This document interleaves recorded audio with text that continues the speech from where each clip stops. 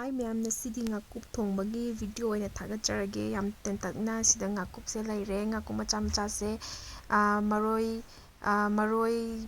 habdi maroi kai marang kai se thonghauge haina ko ado sida ngakuk singse laire fresh se laire ado sida maroi nakupine napakpine chamba manba lorangan tinge sida soiraga thame nakupi napakpi sida alu machado soire moro atekpa mayai da khaire moro atekpa khara yamaga hawbane aduna sida su napakpi do khara nekharaga thame dai chanamga singa suraga sida magi ingredients kai ka hapnaba singdo sida loina lawthoe ado ngakupse thumne dai thau khrane adagidi machune tawraga tothoka ngahaktang tinge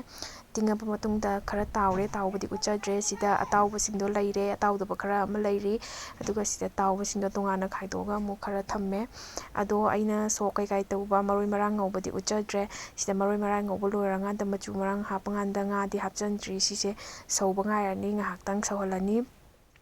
sa maroi ke kadi loina hape maroi nakupi ke kamyam loina alu ke kadi loina hapchangre sise mahi hapchalanganda khara sawhalakpa matamduda aina nga hapthajage tawbane ado sida mayam nga hapaduti uchahaudre nga se hapchanjagre nga se hapanganda sida muk saure sauraga mahi se kangsalaaga khara nang laurokpa matangdo adumaina adu phau thammani sida kanna peri saure mulamdai timing yaure mundi mullabane ado muthatpa thangdaramdai timing yaure se yam mahi se nang lauraga kangsalaga sumaina laire mayam ado mayam sine na sigidi magi recipe thongba thakpagi magi step by step dudi phajana uchadre mayamna nungai biduna like share subscribe ta tawbiramo mayam adudi mathang video te thagnarsko mayam bye